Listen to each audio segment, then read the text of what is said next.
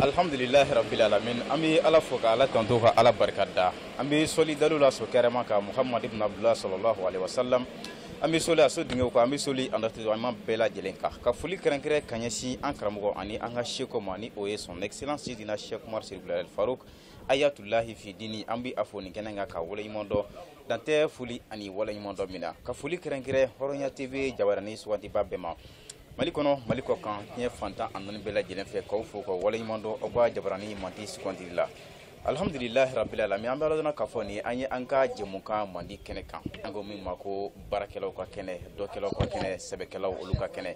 ni jɛmukan bɛ ani jɔnw cɛ a bɛ ani cɛw de cɛ a bɛ ani musow de cɛ minnu ta ye u ni ye minnu ta ye u dusukolo ye n'u wulila k'u jɔ k'u cɛsiri ka mɔnɛ bɔ u yɛrɛ la ka mɔnɛ bɔ faso la ka mɔnɛ bɔ baso la ka mɔnɛ bɔ jamana na wala alhamdulillah bi an bɛ Bamakɔ ale commune naaninan kɔnɔna na an bɛ Kabalabugu la ni ala ka jɛ ye ani o cɛba dɔ bɛ ɲɔgɔn fɛ n'ala sɔnna ma sisan an bɛna gɛrɛ a la ni ka micro di a ma n'ala sɔnna a bɛna a tɔgɔ ni a jamu fɔ an ye kɔfɛ sa an na sɔrɔ ka don ɲininkaliw kɔnɔ ni ala ka jɛ ye sɔli ala rasuli auzubillahi minash shaitani rajim bismillahir rahmanir rahim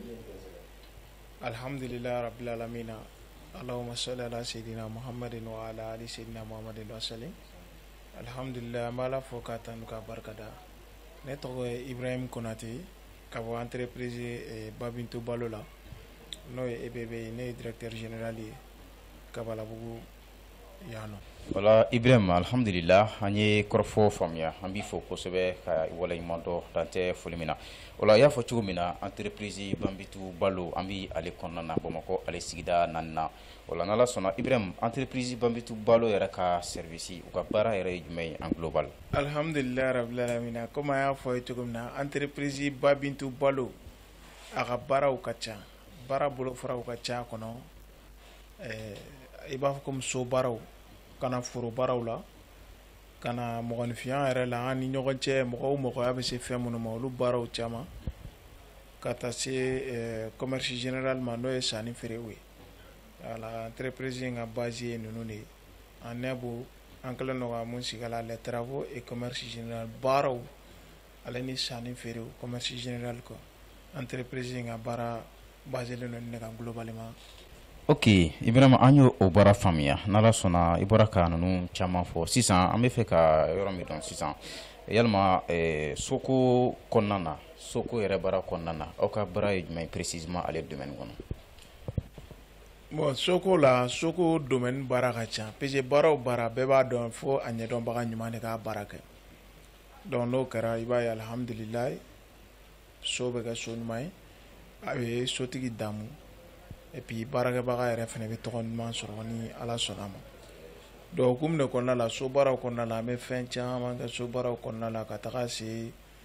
comme aw yɛrɛ b'a dɔn so baaraw n'i ko so yɛrɛ i ko finition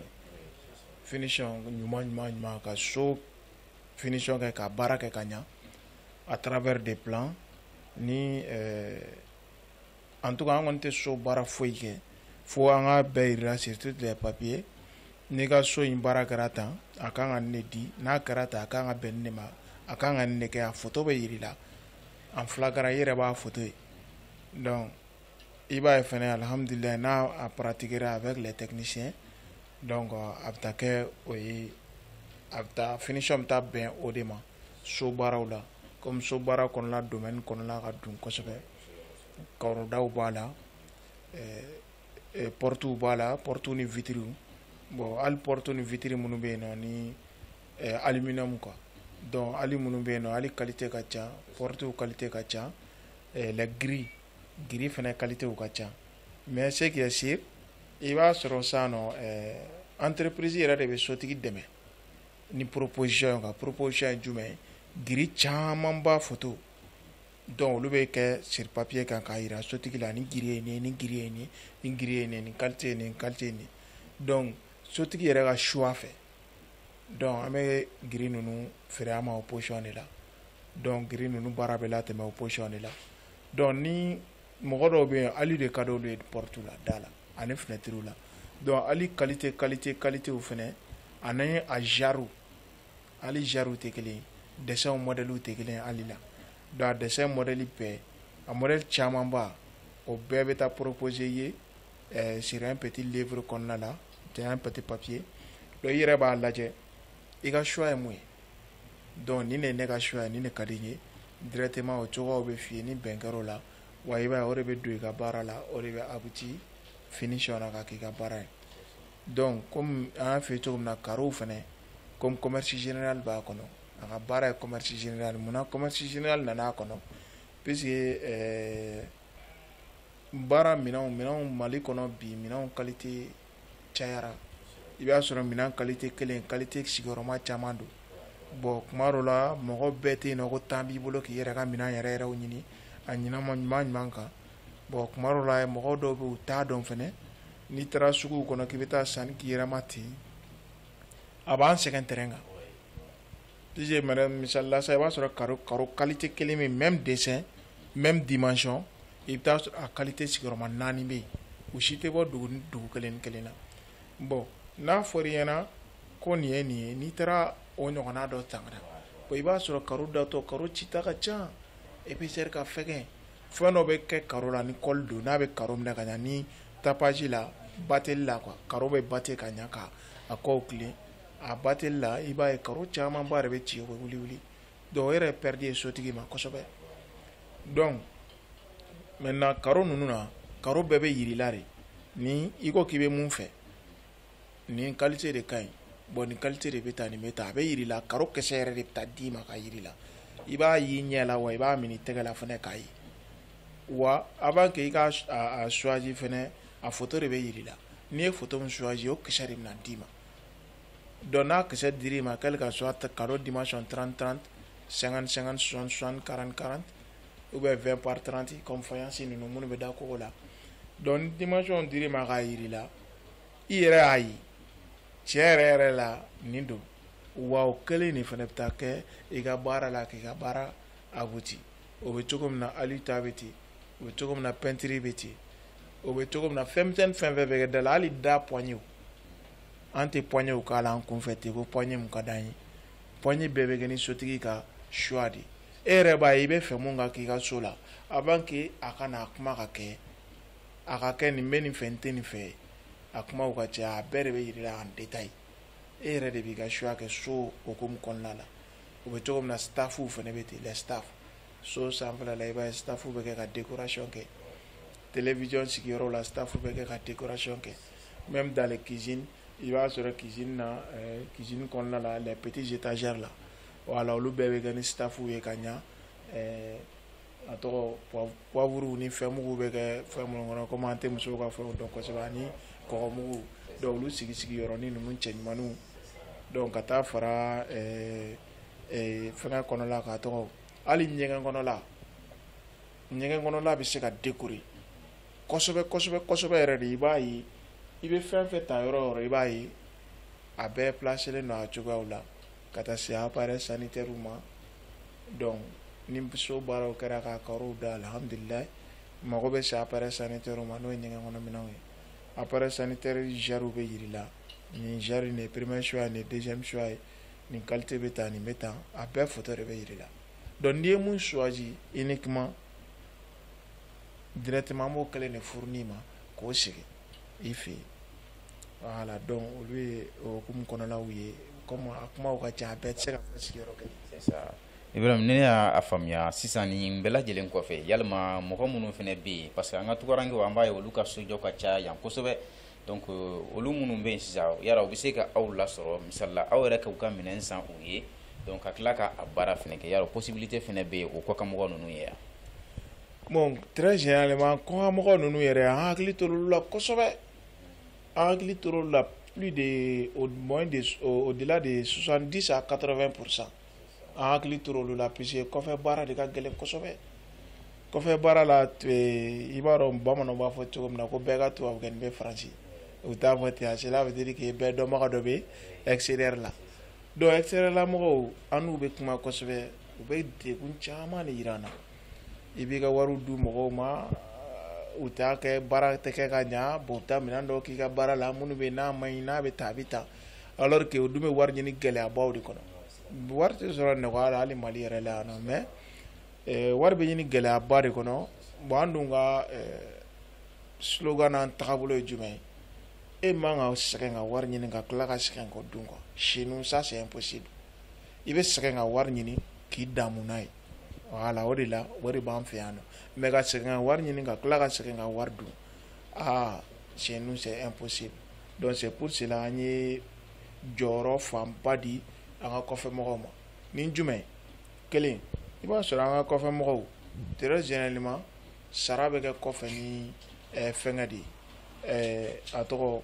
kalo de ye, n'est-ce pas? Sara bɛ kɛ kɔfɛ ni kalo de ye. Bon kalo la misalila e sara ye 20,000 de ye sisan, bon baara dɔ e dun bɛ fɛ ka baara dɔ kɛ walima i bɛ fɛ ka terrain dɔ san yɔrɔ dɔ la, i bɛ terrain ɲini na terrain yɛrɛ t'i bolo fɔlɔ, comme commerce général b'a kɔnɔ, i bɛ lieu min na misalila i b'a sɔrɔ dɔw bɛ Bakɔjikɔrɔni olu ka grande famille bɛ yen nɔ de, dɔw bɛ fɛ ka so ɲini Bakɔjikɔrɔni yanfanw fɛ, Bakɔjikɔrɔni Bakɔ Kabala Cɛbani ninnu na ka taa se Golobugu ninnu ma ani Kalabankɔrɔ ninnu. Donc comme ani partenaire caman de bolo bɛ ɲɔgɔn bolo o baaraw la, donc i b'a ye donc directement an b'an ka partenaire wele est ce que terrain dɔ b'a bolo b'a kɔfɛ nin yɔrɔ in na, donc n'olu sɔrɔla terrain dimension jumɛn, anw yɛrɛ de bɛ papier photocopie minɛ, an ka coursier bɛ taga bɛɛ coursier kɛ k'a bɛɛ fɛsɛfɛsɛ a fɛsɛfɛsɛ yɔrɔw la mun b'a jira k'a fɔ terrain in ka ɲi, et puis ka tila kɔ tuguni ka géométrie fɛnɛ ta ka géométrie da an kan. Donc directeur général yɛrɛ bɛ wuli avec les géomètres u bɛ taa terrain kan ka taga terrain lajɛ u ɲɛ la, est ce que nin tigi ye yɔrɔ min fɔ ça correspond à ça, parce que terrain ko kuma de ka ca ni kuma bɛɛ bi Mali la. Nin yɔrɔ in u bɛ taa papier dɔ d'i ma k'a fɔ ko nin yɔrɔ in don, i bɛ taa sɔrɔ fo yɔrɔ wɛrɛ don, o de ye géométrie impliqué kun y'a la, ka taa géométrie bɛ taa ta k'a jira papier min filɛ nin ye est ce que nin yɔrɔ don, o coursier kelen ka coursier kɛ k'a ban ka rendez-vous di avec les géomètres, donc directeur yɛrɛ de bɛ wuli ka taa terrain kan o la ka taga lajɛ nin yɔrɔ in don awɔ nin don, a papier ninnu surveyera yɔrɔ minnu fɛ domaine quel que soit a tɔgɔ cercle mairie olu n'a ɲɔgɔnnaw, donc tɛmɛ bɛ kɛ nin bɛɛ fɛ ka papier vérifier, donc papier vérifielen bannen kɔ k'a dɔn k'a fɔ yɔrɔ in ka ɲi, o la a bɛ sɔrɔ k'a fɔ i ye ko tiɲɛna ko nin yɔrɔ in an y'a vérifier an ka structure kɔnɔna la an ma problème foyi ye yɔrɔ in na. Donc o t'a bali cela n'empêche pas que k'a fɔ papier photocopie ka di i yɛrɛ fɛnɛ ma i k'a ɲɛɲini i yɛrɛ ka manière la, puisque relation dɔɔni bɛ bɛɛ la bi Mali kɔnɔ, donc i yɛrɛ fɛnɛ b'a ɲini i yɛrɛ ka manière la n'o diyar'i ye, donc à travers de ça sanni feerew bɛ latigɛ o kɔnɔna la, donc sanni feerew latigɛlen o kɔnɔna la sisan an bɛ se k'i dɛmɛ, e bɛ se k'i ka plan sɔrɔ cogo di, puisque baara fɛn fɛn bɛ kɛ an tɛ kunfɛ baara kɛ quoi, k'a fɔ dɔrɔn n bɛ fɛ nin de ka kɛ o ka kɛ non non an t'o kɛ, donc on travaille avec les autres personnes comme n y'a f'i ye cogo min entreprise kɔnɔ entreprise kɛlen tɛ se ka baara kɛ, i ni partenaire de bɛ baara kɛ, i ni technicien de bɛ baara kɛ, i ni ingénieur de bɛ baara kɛ, i ni dessinateur de bɛ baara kɛ, a ka ca quoi. Donc dessinateur minnu bɛ yen nɔ n'an bolo n'u bolo bɛ ɲɔgɔn bolo ani partenaire wɛrɛ minnu, donc terrain dimension mètre carré da dɔnnen don, donc an bɛ devis bɔ i ye avec les an ka technicien dɔw bɛ yen nɔ partenariat kɔnɔna la, devis bɛ bɔ i ye, i bɛ plan bɛ yira i la fɔlɔ, i bɛ plan fɛ cogo min na plan bɛɛ bɛ tirer ka jira i la en 3D, toutes les plans quoi, plan dimension ye jumɛn ye, so hakɛ jumɛn kan ka jɔ a kɔnɔ, i bɛ jumɛn fɛ k'a bɛɛ plan fɛsɛfɛsɛ depuis rez-de-chaussée la ka yɛlɛ R+1 na jusqu'à ce que ka na finition na ka plan bɛɛ bɔ ka tila ka façade bɛɛ bɔ a kɔ n'a ɲɛ en 3D, hali i b'a ye hali fleurinw kan ka kɛ yɔrɔ min na ka so cɛ ɲa plan bɛɛ bɛ bɔ sur toutes les plans, i yɛrɛ kɔni b'a bɛɛ ye i ka gɔrɔsi kɔnɔ quoi, c'est un brochure a bɛ d'i ma i b'a bɛɛ y'a kɔnɔ. Donc o t'a bannen jumɛn kan ka bɛn jumɛn ma jumɛn kan ka bɛn jumɛn ma, donc ani partenaire minnu bɛ baara kɛ ani an ka technicien minnu bɛ yen olu b'a devis bɛɛ bɔ sur toutes les plans k'a bɛɛ fɛsɛfɛsɛ, puisque tuma dɔ la i b'a dɔn wari tɛ fɛn tuma dɔ la ko camanba bɛ mɔgɔ caman bolo kɔrɔ, mais i bɛ se ka so jɔ k'a ban pewu k'a sɔrɔ i ma degun, donc o de la devis bɛ bɔ i ye par tranche, ka devis b'u ye nin devis nin kan ka bɛn nin yɔrɔ ma ka so ta nin yɔrɔ la ka taa bila nin yɔrɔ la ka ta nin yɔrɔ la ka taa bila nin yɔrɔ la jusqu'à ce que finition, donc an ka technicien donc olu b'o devis bɔ ani partenaire voilà ani partenaire minnu jɛlen don, donc i kɛlen ka plan approuvé k'a fɔ ko ni plan de don o plan bɛ bɔ i ye, devis bɛ bɔ à travers de ça k'a tila tila, donc maintenant sa i b'a sɔrɔ tungarange walima mali yɛrɛ la yan nɔ i bɛ wari sɔrɔ dɔɔni dɔɔni de donc an kɛlen don ka compte kɛrɛnkɛrɛnnen dayɛlɛ u ye ni i ye wari bila ka na misali la a fɔra i ye sisan ko an kan k'i ka so finition de kɛ barili de kɛ ka portes ni fenêtre minnu bɛ yen nɔ n'i y'olu choisi o bɛɛ devis mana bɔ ka d'i ma ni devis bɛnna 5000 ma e dun sara ye 2000 de ye kalo la donc 5000 na sisan i bɛ se ka wari ci hali 1000 pendant 10 mois o tɛ 5000 ye donc ni wari min ci reçu bɛ k'o la ka reçu photo ta i ka dossier de bɛ créer reçu bɛ k'a la ka reçu photo ta avec i ka dossier la ka yira k'a fɔ i ka wari saralen bɛ nin niveau de la directeur b'a signer cachet bɛ k'a la a photo bɛ ta k'a photo ci ma extérieur la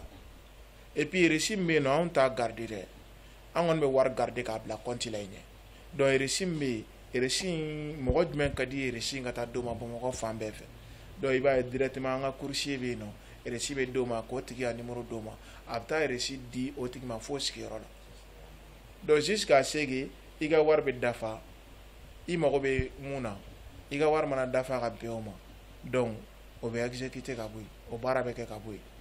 par exemple ni baara kan ka bɛn 5000 de ma bɛɛ maintenant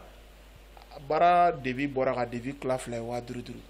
n'i ka wari sera 5000 ma dɔrɔn 5000 bɛ bɛn ma o bɛ taa bɔ yen donc 5000 dɔw bɛ yen nɔ i b'a sɔrɔ baara tɔ bɛ yen n'i ka wari fana n'i y'o 5000 dɔw in fana sera ka dafa mais o ye misali de ye quoi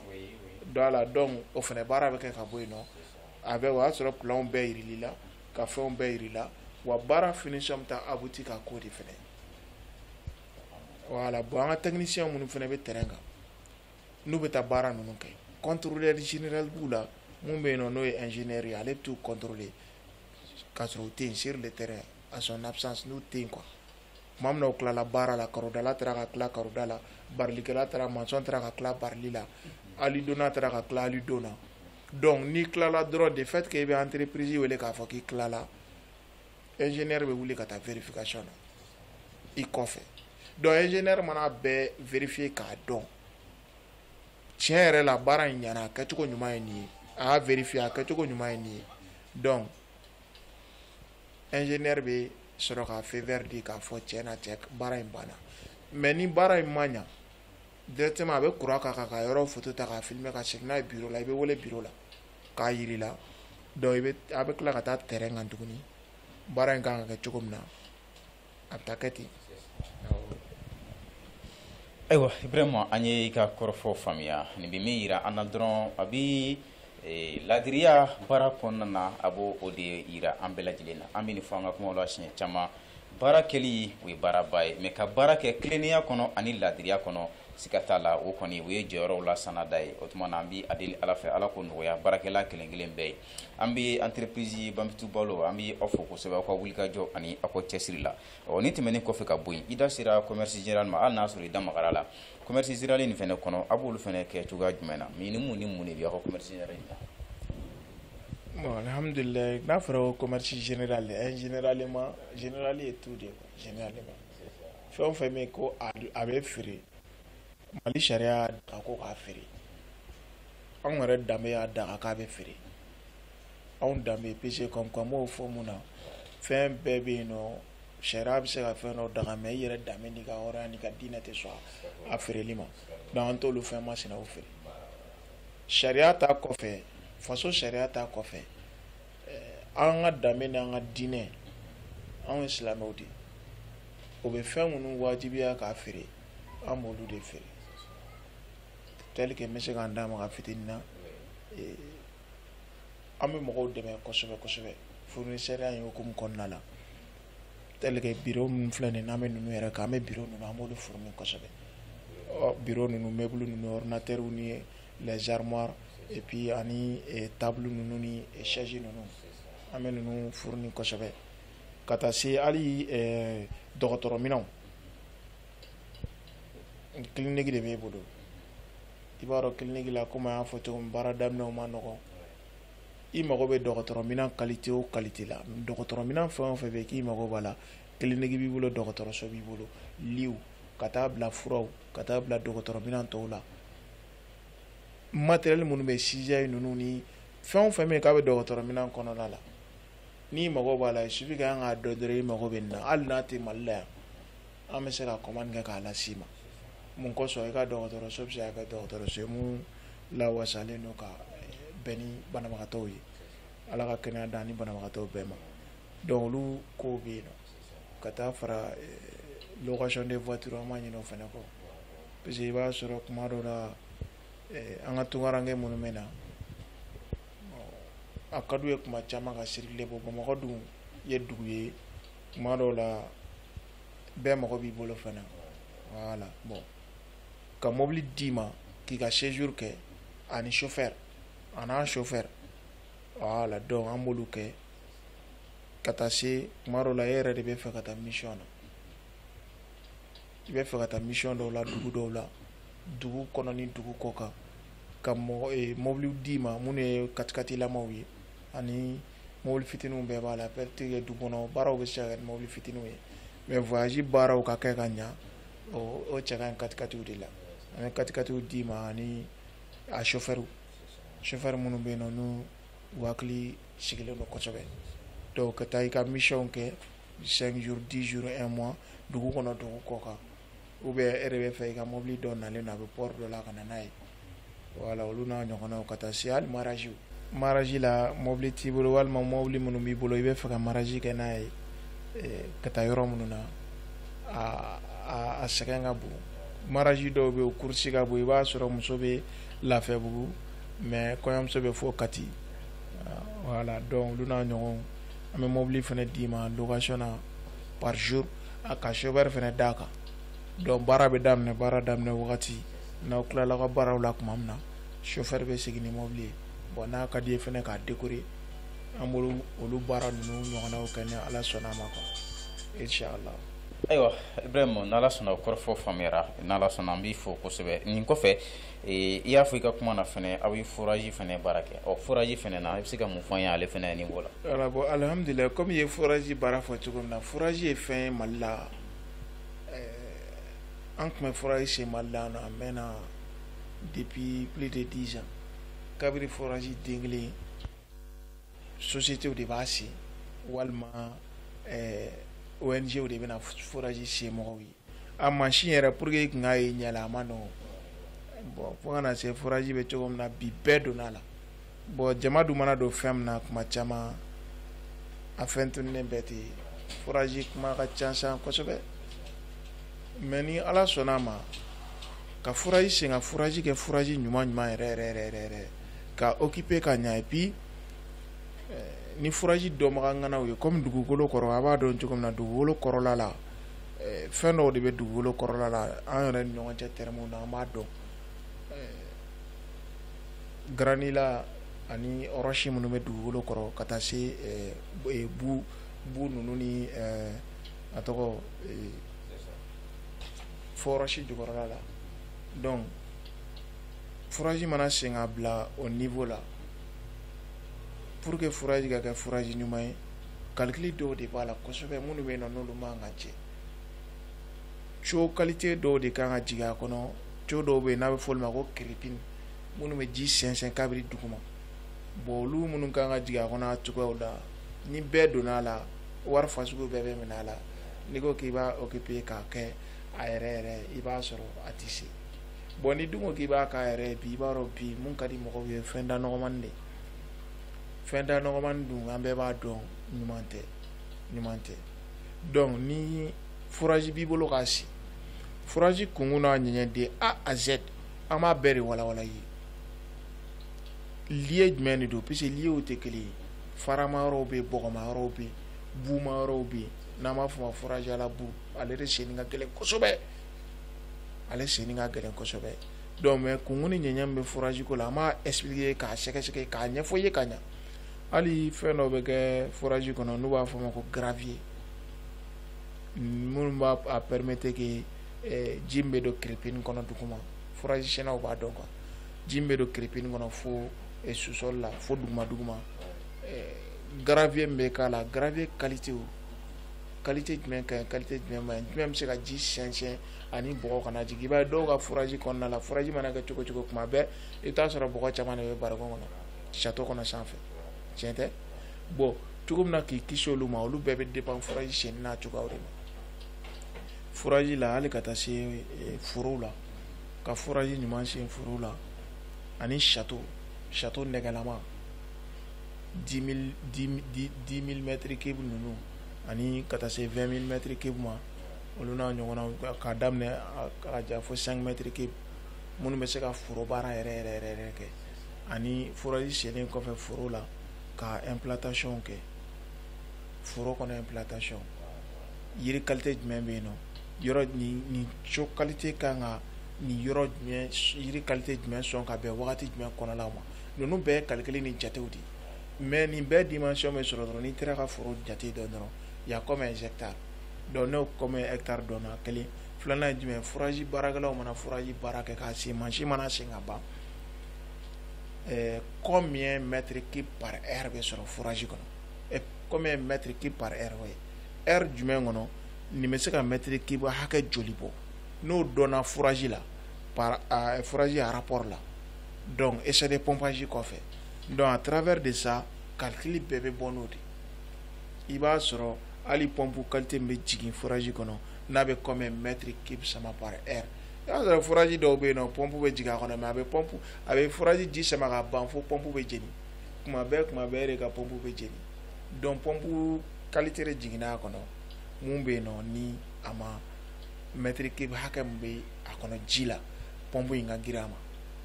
est ce que vous voyez voilà donc calcul de bɛ k'o la kosɛbɛ ani ɲɛdɔnw bɛ k'o la kosɛbɛ technicité yɛrɛ de b'a la mais n taara furaji sen ten ka co damadɔni k'a kɔnɔ ka château dɔ sigi ten olu baara ninnu tiɲɛna an bɔra olu la a ka ja an ka a f'i ɲɛna an ka bɛn a la a ka k'a ɲuman kan walima an ka yafa i ka baara ma i k'a di mɔgɔ wɛrɛ ma an kɔni sigilen de don k'an t'an bolo don mɔgɔ si ka fɛn kɔrɔ ni ala sɔnna a ma ka taa kɛ fɛn dɔ ye i ka tila ka taa kuma dɔw fɔ an ma an t'olu kɛ ni ala sɔnna a ma erreur bɛ baara kɔnɔ quoi a bɛ fɔ cogo min na ko erreur ye humain tubabuw m'a fɔ ten bamananw ko ji min baga bɛɛ bɛ se ka fili bɛ baara kɔnɔ i ka baara la i bɛ tromper a kɔnɔ olu bɛ yen n'olu ka fasuguw kɛra maintenant an bɛ fɛn bɛɛ kɛ sur place mun na baara bɛ se ka rectifier k'a kɛ baaratigi sago ye o de kɔni y'an ka laɲini an kɔni t'an bolo bɔ baara foyi la ni ala sɔnna ma k'a bila ten ka sira fɛ quoi non an t'o kɛ ni ala sɔnna ma inshallah o kɔni o t'an ka laɲini fiyewu ayiwa an ye o kɔrɔfɔ fɛnɛ faamuya vraiment an b'i fɔ kosɛbɛ an ye nin fɔ siɲɛ caman baara la n'i b'a kɛ i ka baara in i k'a ɲɛɲini k'a ɲɛdɔn n'o de kɛra i bɛ se ka nafa sɔrɔ a la wa i bɛna minnu ka baara kɛ olu fana bɛ se ka nafa sɔrɔ wa u bɛ nisɔndiya ni a ye o tuma na an bɛ a deli alaba fɛ ala ka o cɛsiri ani o jija nɔgɔya baarakɛla kelen kelen bɛɛ lajɛlen ye o la Ibrahim halisa n'ala sɔnna i yɛrɛ da sera foro kɔnɔ implantation ma olu fana niveau la o kow fana bɛ aw bolo cogoya jumɛn na. bon komi n y'a f'i ɲɛna cogo min na foroko la dugukolo ko bɛ foroko la quoi pour que i ka foro baara dɔn f'i ka dugukolo dɔn ni dugukolo kan nin fɛn qualité de ka ɲi i b'a ye yɔrɔ dɔw la par exemple Mali Sikaso yan fanw fɛ pomme de terre bɛ bɔ yen de Bamakɔ Kati yan fanw fɛ pomme de terre bɛ bɔ yen nɔ de mais kana Manden kɔnɔna la i b'a sɔrɔ jabaw bɛ sɛnɛ mais ne taara sa k'e bɛ taa jaba sɛnɛ yɔrɔ min n'a sɛnɛli man kan par exemple Sanakɔrɔba yan fan ninnu fɛ i b'a ye tuma dɔ la i tɛ nafa sɔrɔ bon i b'a sɔrɔ lemuruw kan ka turu yɔrɔ min na ani papaye solow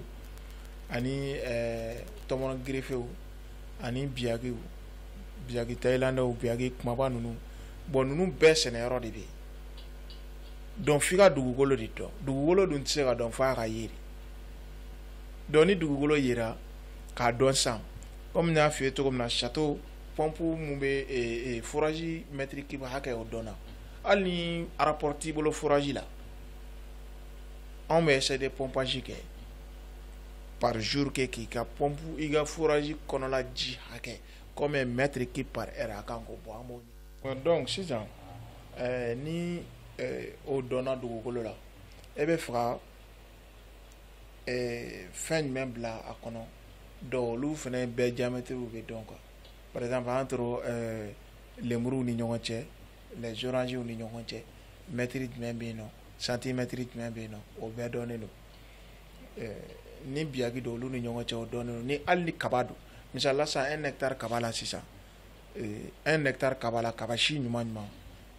50 centimètres de bɛ bila u ni ɲɔgɔn cɛ ka bɔ kaba la ka taa kaba la 50 centimètres mais o y'a longueur ye maintenant largeur ni ɲɔgɔn cɛ par exemple y'a sɔrɔ 30 centimètres bɛ bila yen 1 hectare a kan ka kaba ju hakɛ min di o dɔnnen don maintenant n'a tigɛra a kan ka combien tonnes bɔ ça vaut 30 tonnes tout ça nin bɛɛ calcul dɔnnen don quoi donc directement dɔrɔn n'i ka foro fɛnnen don an y'a f'i ye cogo min an yɛrɛ de bɛ mɔgɔw dɛmɛ ni hakilinaw ye ka hakilina don i la hakilina bɛ yen nɔ n'i ye musaka bɔ k'a don a la a bɛ taa abuti nin na k'olu hakilinaw don dɛmɛ i ma kosɛbɛ donc château retour château janya hakɛ o bɛɛ bɛ calcul kɔnɔ château dɔw ye 8 mètres ye dɔw ye 10 mètres ye dɔw yɛrɛ 6 mètres ye 6 mètres de château cogo qualité min b'a la dimension est combien dimension 63 50 90 100 110 donc dimension hakɛ min b'a la o kan ka ji di ka da distance hakɛ min na o bɛɛ dɔnnen don calcul kɔnɔ quoi donc à travers de ça i bɛ fɛ ka combien hectares aménager i ka château de bɛ lajɛ k'o calcul bɔ ka bɛn n'o ye i bɛ fɛ ka fɛn qualité jumɛn k'a la n'a kɛra la a bɛ taa wuti nin na kunfɛ baara dabila la quoi a dabila la pewu i b'a ye dɔrɔn c'est comme n'i ye ji ta k'a min i minɔgɔ bɛ bɔ quoi baara ko b'o hukumu de kɔnɔna la sisan n'i ye ji min i minɔgɔ bɛ bɔ donc maintenant ni 100 donna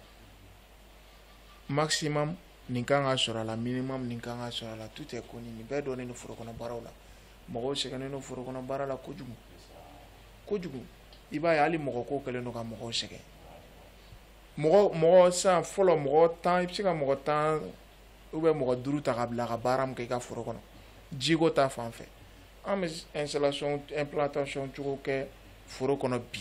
mɔgɔ kelen b'o bɛɛ kɛ ka sɔrɔ a sigilen don lafiya la a dan ye dɔrɔn a bɛ yɔrɔ dɔ dayɛlɛn ka yɔrɔ dɔ datugu ale bɛ to cɛman dɔrɔn de la ka a bɛ komi i b'a dɔn ni mobili direction b'i bolo mobili yɛrɛ de bɛ e kɔni dan ye mobili bolili ye mais mansin minnu bɛ mobili kɔnɔ olu de bɛ baaraw kɛ i y'a faamuya e tɛ jigin pisɔn kɔnɔ fo i ka mobili pisɔn munumunu diyagoya la ou bien a cylindre n'a fɛn ninnu e dan kɔni ye ka aspirateur digi donc olu cogoyaw de don i bɛ yɔrɔ dɔ dayɛlɛn o bɛ bɛn yɔrɔ dɔ ma n'o sɔrɔ i bɛ yɔrɔ dɔ datugu ka yɔrɔ dɔ dayɛlɛn donc 5 personnes kan ka baara min kɛ bi i kan ka baara min don 5 personnes sara la bi une personne ne bɛ se k'o kɛ changement na yiriw à travers de yiriw mais n'a sera sɛnɛko niveau ma sɛnɛ bɛ kɛ de o ye wajibi de o kɔni ye wajibi de puisque mɔgɔ ko kɛlen don ka mɔgɔw sɛgɛn foro kɔnɔ bi ala k'an bɛɛ sababa merci. D'accord, alhamdulillah rabbil alamin. Vraiment an b'i fo kosɛbɛ dan tɛ foli min na an ye kɔrɔfɔ bɛɛ lajɛlen faamuya nin kɔni kɔfɛ sa b'a dɔn lamɛnbaaw ni lajɛbaaw an bɛɛ lajɛlen ye faamu sɔrɔ fɔta ninnu na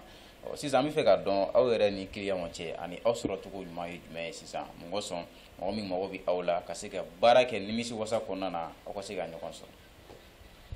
Alhamdulillah comme an y'a fɔ cogo min na an ni clients ni ɲɔgɔn cɛ ka nɔgɔn kojugu puisque an bɛ client bɛɛ de ka bila la a ka diya i y'an wele de yɔrɔ min ka di an k'i sɔrɔ yen an ka t'i fɛ yen de bon n'a ka di ye ka déplacer ka na bureau yɛrɛ de la olu kow fana ka nɔgɔn kosɛbɛ sira ye siraba kelen ye téléphone numéro bɛ yen nɔ comme aw yɛrɛ b'a dɔn cogo min na n'a ka di i bɛ weleli kɛ fixe la 20 80 37 84 n'o man di i bɛ weleli kɛ portable la 70 70 72 93 n'o fana man di i ye i bɛ weleli kɛ Malitel fana la 69 53 53 59 olu bɛɛ y'an sɔrɔ siraw ye n'a ka di i yɛrɛ de ka déplacer ka na bureau la o bɛ bɛn n'a ka di an ka déplacer ka t'i fɛ yen de o bɛ bɛn nin bɛɛ bɛ bɛn ani clients ni ɲɔgɔn cɛ mun na clients ka nɔgɔya kama n'a ka di i yɛrɛ de an ka kuma à travers des réseaux i bɛ question poser an kan an bɛ jaabi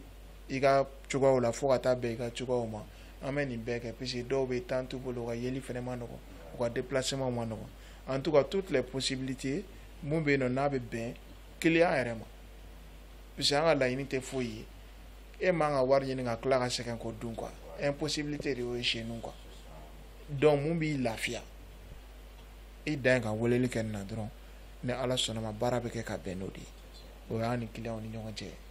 ayiwa alhamdulilahi rabbil alamin an bɛ ala fo k'ala tanto ko kura ka ala barikada ka ibrahim fo kosɛbɛ a ka walawalali la n'ala sɔnna an fa fana bɛ an bolokɔrɔ yan ni o ye an ka directeur général ye n'o ye an ka cɛkɔrɔba Daramani Banba an bɛna kuma di ale fana ma n'ala sɔnna entreprise Babitu Balo ale directeur n'ala sɔnna ale fana bɛ a ɲɛfɔli kɛ an ye ni ala ka jɛ ye ne fa assalamu alaikum warahmatullahi wabarakatuh. Waalaikum salam warahmatullahi taala wabarakatuh. An b'aw yɛrɛ fo aw minnu na reportage la voilà k'aw yɛrɛ fo k'aw barikada entreprise in yɛrɛ Babitu Balo donc a dabɔkun yɛrɛ bɛɛ de kɛra client ka lafiya kama i n'a fɔ se bɛrɛ tɛ minnu ye n'u u bɛ wari sɔrɔ dɔɔni dɔɔni pour que k'olu lafiya surtout extérieur mɔgɔw u caman b'a fɛ ka dugukolo san ka baara kɛ yan mais danaya a ma nɔgɔn donc a dabɔra olu yɛrɛ ka ko kama kosɛbɛ donc pour que ka ko sɔn nɔgɔya donc u bɛ wari sara dɔɔni dɔɔni an b'u ka bila la an bɛ baaraw kɛ k'a daminɛ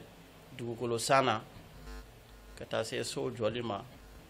ani foro san ka taa se foro baaraw ma ni fourage senw an b'a bɛɛ a bɛɛ lajɛlen voilà fourage installation an bɛ nettoyage fana kɛ ni so jɔra ka ban ni mɔgɔ ka yɛlɛma kɔnɔ nettoyage ninnu bɛɛ bɛ baara in kɔnɔna la entreprise in bɛ baara caman kɛ a dabɔra client lafiyali kama an bɛ kuma laban min fɔ ala sɔnna an bɛ client kɔni an b'an filɛbagaw bɛɛ fo fɛn o fɛn tulo banna an b'a ɲini u fɛ u ka danaya da entreprise in kan entreprise in yɛrɛ danaya a sigira danaya de kan parce que kalabanciw cayalen don sisan c'est pour cela an bɛ weleda kɛ donc client Balo n'ala sɔnna. Merci beaucoup directeur an bɛ i fo kosɛbɛ an ye faamuyali kɛ n b'a dɔn lamɛnbaaw an bɛɛ lajɛlen ye faamu sɔrɔ an ka directeur ka kuma la Hɔrɔnya TV lajɛbaaw ka aw ladɔnniya k'a fɔ nin baara in ni émission in a sigilen don tiɲɛ de kan a sigilen don baara ɲuman baara sabatili entreprise olu ka baara hukumu kɔnɔna na ani baarakɛla bɛɛ lajɛlen o tumana ka min fɔ bɛɛ lajɛlen ye o de ye an ka da la k'a fɔ baara kɔnɔna na ladiriya tilennenya o de bɛ ɲini an kelen kelen bɛɛ lajɛlen fɛ an ka baaradaw la an sigidaw la o tumana ala ka o nɔgɔya an lamɛnbaaw ani lajɛbaa kelen kelen bɛɛ lajɛlen nin kɔfɛ direct folikan laban jumɛn kɛ an ye n'ala sɔnna yanni an ka fɔ don ɲɔgɔn na an b'an ka karamɔgɔw fo k'u barika da n'o ye karamɔgɔ minnu ye sira ninnu don an kɔrɔ ko ladiriya ka baara kɛ tiɲɛ kan ani danaya n'o ye Cheikh Umar Faruku ye o kuma an bɛ foli lase a ma kosɛbɛ o de foli laban bɛ n fɛ k'a fɔ alhamdulilahi rabbil alamin directeur an b'i fo ni diyara n ye kosɛbɛ Faruku ni foli ka kan sabu diɲɛmaa bɛɛ lajɛlen ye o seere ye ale ka wuli ka jɔ ani a ka cɛsiri o de an bɛɛ lajɛlen ka kɛ baarakɛla ye an bɛɛ lajɛlen ka kɛ sɛbɛkɛla ye mɔgɔ sɔn an ka se ka nafa sɔrɔ an ka ɲɛnamaya la Faruku ni foli ka kan an b'a fɔ nin kɛnɛ in kan ka waleɲuman dɔn nin jɛmukan yɛrɛ sababu ɲumanba o ye ale de an tɛ sɛgɛn an tɛ ɲinɛ a foli la an bɛ dugawu k'a ye ka deli ala fɛ sijan kɛnɛya labanko ɲuman ala k'o di ani a bɛɛ lajɛlen ma n'ala sɔnna an na taa Ibrahim fɛnɛ fan fɛ sisan ale fɛnɛ ka kuma labanw fɔ an ye alhamdulilahi rabbil alamin an bɛ mun fɔ kuma laban na ani kuma daminɛ a bɛɛ ye kelen an bɛ ala fo k'ala barikada toujours k'ala ka fo ka waleɲuman dɔn ka sɔli kira kan k'an bangebaaw fo kosɛbɛ ani an ka sababu ɲuman an bɛ foli belebeleba d'ale ma n'o ye Faruku ye ale min yɛrɛ kɛra sababu ye ka anw dɛmɛ kosɛbɛ ni hakilinaw caman ye mun kosɔn an bɛ se ka kɛ baarakɛla ye ka kɛ baarakɛla ye ka kɛ maa ladiri ye cogo min na i y'a mɛn i bɛ kɛ baarakɛla ye i bɛ kɛ maa ladiri ye o k'a sɔrɔ i jɔlen don n'i yɛrɛ i y'a mɛn i jɔlen don n'i yɛrɛ o k'a sɔrɔ i kɛra baarakɛla de ye ale ka hakilinaw caman kɔfɛ ni ala sɔnna a ma ka cɛsiri fitinin min nɔgɔya an yɛrɛ ye an bɛ ala fo k'ala barikada n'o ye ka karamɔgɔ in fo ka waleɲuman dɔn a y'an bilasira n'u ye a sara t'an bolo foyi la a sara t'an bolo foyi la an b'ale fo kosɛbɛ kosɛbɛ kosɛbɛ ka ɲini ala fɛ sini kɛnɛ labanko ɲuman bɛ ala bolo ala ka dan n'a ma ala k'a n'a ka denbayaw k'an sago ye ya rabbi ala ka barika don an na ka foli belebeleba lase aw yɛrɛ ma telesomɔgɔw ani arajow ani ikumalini yɛrɛ tɔnden bɛɛ ni a tɔw bɛɛ lajɛlen ala ka barika don an bɛɛ la ala k'an bɛɛ sabati ala k'an minɛkow nɔgɔya ka baaradaw jidi ladiriya ni tilennenya ala k'a nɔgɔya ye ala batocogo ɲuman ala k'a nɔgɔya ye n'a y'a bato ala k'a minɛ ye ala k'o ka kira kanu kosɔn sɔli ala rasulu. Merci beaucoup Ibrahima, an b'i fo kosɛbɛ dantɛ foli min na ka lajɛbaa bɛɛ fo nin sanga na ka bɛɛ waleɲuman dɔn